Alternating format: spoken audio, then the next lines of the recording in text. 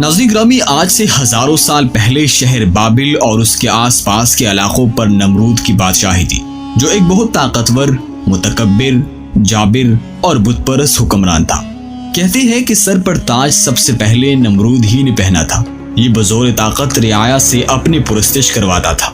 ایک مرتبہ اس نے عجیب و غریب خواب دیکھا کہ آسمان پر ایک بڑا روشن اور خوبصورت ستارہ نمودار ہوا، جس کی روشنی اتنی تیز تھی کہ اس نے آسمان پر چمکتے چاند اور لاکھوں ستاروں کی روشنی کو مانند کر دیا تھا۔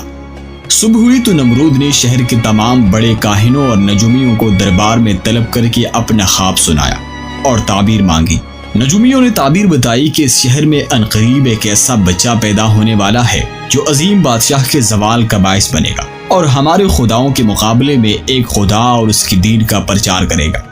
نجومیوں کی اس خبر نے نمرود کو سخت پریشان کر دیا، چنانچہ اس نے فوری حکم جاری کیا کہ جو بھی بچہ پیدا ہو اسے فوری قتل کر دیا جائے۔ بادشاہ کے حکم پر عمل درآمد شروع کر دیا گیا اور بابل کی سرزمین نوزائیدہ بچوں کے خون سے سرخ ہو گئی۔ حضرت ابراہیم علیہ السلام کی ولادت بھی بادشاہ کے فرمان کو کچھ ہی وقت گزرا تھا کہ حضرت ابراہیم علیہ السلام کے ولادت کا وقت قریب آ گیا۔ آزر اور ان کی بیوی کو اپنے اولاد کا خون کسی صورت قبول نہ تھا، لہٰذا دونوں نے اسے چھپ کر پالنے کا فیصلہ کر لیا اور بچے کی پیدائش سے پہلے ہی بابل کے پہاڑوں کے درمیان ایک غار تلاش کر لیا۔ حضرت ابراہیم علیہ السلام کی والدہ نے اس غار میں بچے کو جنم دیا اور بچے کو اللہ کے سپرد کر کے گھر واپس آ گئی۔ والدہ باقاعدگی سے چھپتے چھپاتے غار میں جاتی اور بچے کو دودھ پلا کر واپس آ جاتی۔ کچھ ہی عرصے بعد آپ بڑے ہو گئے اور والدین گھر لے آئے۔ ناظرین گرامی، حضرت ابراہیم علیہ السلام اللہ تعالیٰ کی جلیل القدر اور مقرب ترین پیغمبروں میں سے ایک ہے، جنہیں خلیل اللہ یعنی اللہ کے دوست کے خطاب سے نوازا گیا۔ حضرت نوح علیہ السلام کے بعد آپ ہی وہ پہلے نبی ہے جنہیں اللہ تعالیٰ نے توحید کی دعوت پھیلانے کے لیے مبعوث فرمایا۔ حضرت ابراہیم علیہ السلام نے عراق، مصر، شام، فلسطین سے لے کر عرب کے صحرائی وادیوں تک توحید کی دعوت دی۔ پھر اپنے مشن کی تکمیل کے لیے سرزمین عرب میں اپنے بڑے بیٹے حضرت اسماعیل علیہ السلام، شام اور فلسطین میں دوسرے بیٹے حضرت اسحاق علیہ السلام اور مشرقی اردن میں اپنے بھتیجے حضرت لوط علیہ السلام کو مقرر فرمایا۔ اللہ تعالیٰ نے قرآن کریم میں 69 مقامات پر حضرت ابراہیم علیہ السلام کا ذکر کیا ہے۔ حضرت ابراہیم علیہ السلام کے آباء و اجداد عرب سے ہجرت کر کے بابل میں آباد ہو گئے تھے، وہی آپ کی ولادت ہوئی۔ آپ کے والد کا اصل نام تارخ تھا، لیکن آزر کے نام سے مشہور تھے۔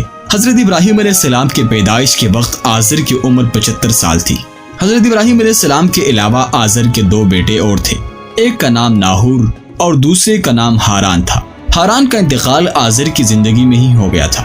ہاران کا ایک بیٹا تھا جس کا نام لوط تھا۔ لوط علیہ السلام نے باپ کے انتقال کے بعد اپنی زندگی کا بیشتر حصہ چچا حضرت ابراہیم علیہ السلام کے ساتھ گزارا تھا، یہاں تک کہ اللہ رب العزت نے حضرت لوط علیہ السلام کو بھی نبوت سے سرفراز فرمایا۔ حضرت ابراہیم علیہ السلام کے والد آزر کا پیشہ بت تراشی اور بت فروشی تھا۔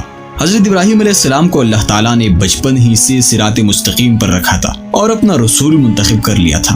قرآن کریم میں ارشاد باری تعالیٰ ہے، اور ہم نے ابراہیم علیہ السلام کو پہلے ہی سے ہدایت دی تھی اور ہم ان کے حال سے واقف تھے۔ حضرت ابراہیم علیہ السلام نے والد کو بت تراشتے اور ان کو پوچھتے دیکھا تو ان سے سوال کیا، یہ کیا ہے؟ والد نے کہا کہ یہ ہمارے خدا ہے۔ حضرت ابراہیم علیہ السلام نے تعجب سے کہا، یہ کیسے خدا ہے کہ جن کو آپ پتھر کے ٹکڑوں سے تراش رہے ہیں؟ ایک دن والد نے انہیں ایک ٹوکرے میں بہت سے بت رکھ کر دیے کہ انہیں بازار جا کر بیچ آؤ۔ والد کے حکم کی تعمیل کرتے ہوئے ٹوکرا لے کر بازار پہنچ گئے اور آواز لگائی، اے لوگو، آؤ اور اپنے ان خداؤں کو خرید لو جو تم کو نفع پہنچا سکتے ہیں اور نہ نقصان۔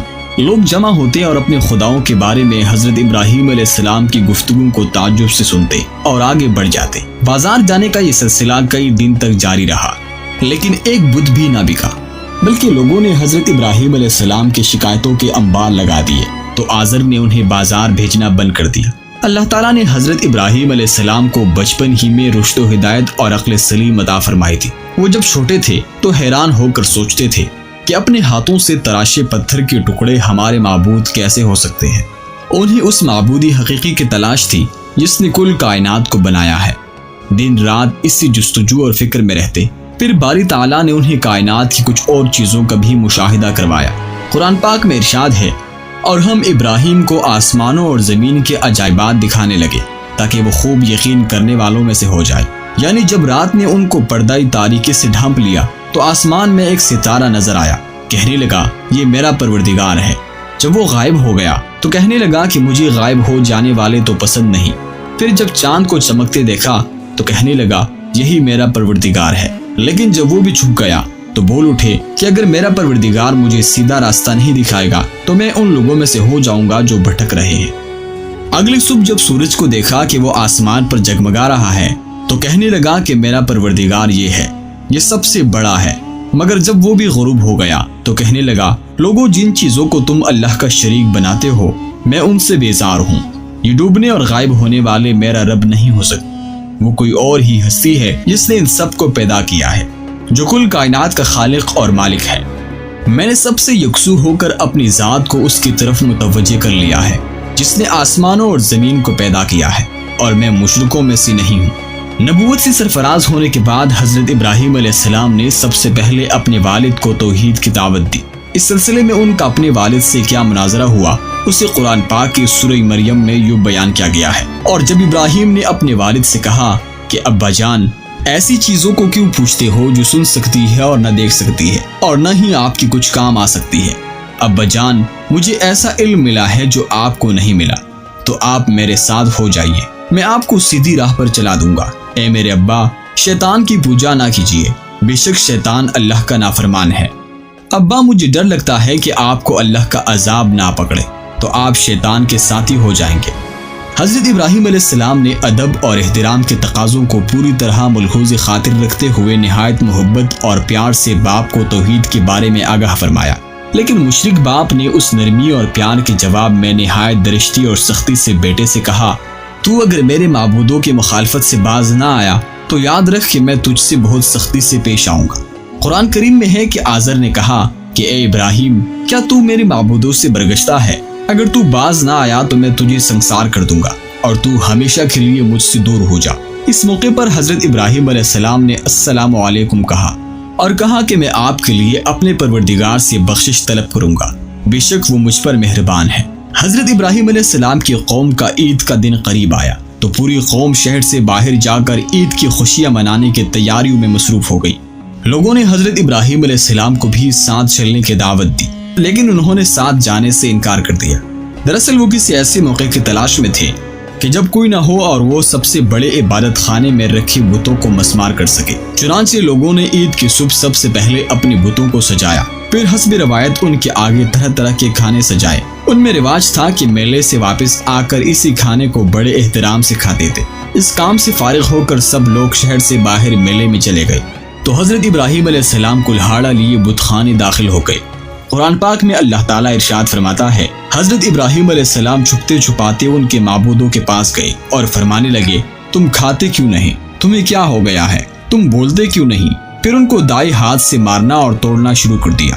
جب تمام بت توڑ دیے تو آپ نے کلہاڑا بڑے بت کے کندھے پر لٹکا دیا اور گھر واپس آ گئے۔ شام کو لوگ خوشی خوشی میلے سے واپس آئے اور بتوں کے پاس پہنچے تاکہ کھانا تناول کرے، لیکن وہاں کا تو منظر ہی ہیبتناک تھا۔ سب بت اوندھے پڑے تھے۔ یہ منظر دیکھ کر وہ غصے سے پاگل ہو گئے۔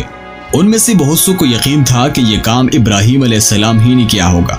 قرآن کریم میں یوں ارشاد فرمایا گیا ہے، لوگوں نے کہا کہ ہم نے ایک نوجوان کو ان کا ذکر کرتے ہوئے سنا ہے، اسے ابراہیم کہتے ہیں۔ چنانچہ حضرت ابراہیم علیہ السلام کو بلایا گیا۔ جب آپ آئے تو مشرکوں نے کہا اے ابراہیم ہمارے معبودوں کے ساتھ یہ تم نے کیا ہے؟ ابراہیم علیہ السلام نے کہا یہ ان کے بڑے بت نے کیا ہوگا، اگر وہ بولتے ہو تو ان سے پوچھ لو۔ انہوں نے اپنے دل میں غور کیا تو آپس میں کہنے لگے بے شک ہم ہی ظالم ہیں۔ پھر شرمندہ ہو کر سر نیچے کر لیا اور بولے تم جانتے ہو کہ یہ بولتے نہیں ہیں۔ ابراہیم علیہ السلام نے کہا پھر تم اللہ کو چھوڑ کر کیوں ایسی چیزوں کو پوچھتے ہو جو تمہیں کچھ فائدہ دے سکے نہ نقصان؟ تف ہے تم پر اور جن کو تم اللہ کے سوا پوچھتے ہو ان پر، کیا تم عقل نہیں رکھتے؟ بتوں کو توڑنے کا عمل نمرود اور اس کے قوم کے نزدیک ناقابل معافی جرم تھا، لیکن انہوں نے فیصلہ کیا کہ حضرت ابراہیم علیہ السلام کو اتنی سخت اور عبرتناک سزا دی جائے کہ آئندہ کسی کو بتوں کے بے حرمتی کی ہمت نہ ہو۔ چنانچہ نمرود کے حکم پر خندق کھودی گئی۔ پھر قوم کے ہر فرد نے اس کام کو مقدس سمجھتے ہوئے اس میں لکڑیاں جمع کرنا شروع کی، یہاں تک کہ اگر کسی کا کوئی کام رکا ہوا تھا تو اس نے منت مانگی کہ کام ہو جائے تو ابراہیم علیہ السلام کو جلانے کے لیے لکڑی کا گھٹا دوں گا۔ خندق کے بھر جانے کے بعد اس میں آگ روشن کر دی گئی. پھر ایک منجنیق بنائی گئی جس کے ذریعے حضرت ابراہیم علیہ السلام کو رسیوں سے جکڑ کر آگ میں پھینک دیا گیا. اس موقع پر حضرت ابراہیم علیہ السلام نے کہا ہمیں اللہ ہی کافی ہے اور وہی بہترین کارساز ہے. حضرت ابن عباس اور سعید بن حبیر رضی اللہ عنہ سے مروی ہے کہ اس وقت بارش والا فرشتہ اضطراب اور پریشانی کے عالم میں کہہ رہا تھا کہ کب مجھے حکم ملے اور بارش برساؤں، لیکن اللہ کا حکم زیادہ تیز تھا، یعنی اللہ نے خود ہی آگ کو حکم فرما دیا. آگ گل و گلزار بن گئی. قرآن کریم میں ارشاد باری تعالیٰ ہے ہم نے کہا اے آگ ابراہیم پر ٹھنڈی اور سلامتی والی ہو جا. مروی ہے کہ حضرت جبرائیل علیہ السلام حضرت ابراہیم علیہ السلام کے ساتھ تھے اور آپ کی جبین اطہر پیشانی سے پسینہ پوچھتے رہے اور اس پسینے کے علاوہ انہیں اور کوئی تکلیف نہ پہنچی. حضرت ابو ہریرہ رضی اللہ عنہ سے مروی ہے کہ حضرت ابراہیم علیہ السلام کے والد کی کہی گئی کلمات میں سب سے اچھے کلمات وہ ہے جو اس نے اپنے بیٹے کو آگ کے اندر دیکھ کر کہے تھے، اے ابراہیم تیرا پروردگار بہترین پروردگار ہے. حضرت منہال بن عمر رضی اللہ عنہ سے روایت ہے کہ حضرت ابراہیم علیہ السلام اس آگ میں 40 یا 50 دن ٹھہرے اور انہوں نے فرمایا کہ میں نے ان دونوں سے اچھی زندگی نہیں گزاری اور میری تمنا رہی کہ میری پوری زندگی اسی طرح ہو جائے. حضرت ام شریک رضی اللہ عنہ سے مروی ہے کہ رسول کریم صلی اللہ علیہ وآلہ وسلم نے چھپکلی کو مارنے کا حکم دیا اور فرمایا کہ یہ ابراہیم علیہ السلام پر جلنے والی آگ کو پھونک مار رہی تھی. حضرت عائشہ رضی اللہ عنہ سے روایت ہے کہ رسول کریم صلی اللہ علیہ وآلہ وسلم نے فرمایا چھپکلی کو مار دو کیونکہ وہ حضرت ابراہیم علیہ السلام پر آگ کو پھونکے مار رہی تھی. راوی کہتی ہے کہ اس کے بعد حضرت عائشہ رضی اللہ عنہ بھی چھپکلی کو مارتی تھی. دوستو امید کرتا ہوں کہ آپ کو آج کا یہ معلوماتی ویڈیو پسند آئی ہوگی. اگر آپ کو یہ ویڈیو پسند آئی ہے تو ویڈیو کو زیادہ سے زیادہ شیئر کیجیے، چینل کو سبسکرائب کر دیں اور ساتھ موجود بیل آئیکن کو بھی پریس کر دیں. ملتے ہیں ایسی ہی ایک اور معلوماتی ویڈیو میں، تب تک کے لیے اللہ حافظ.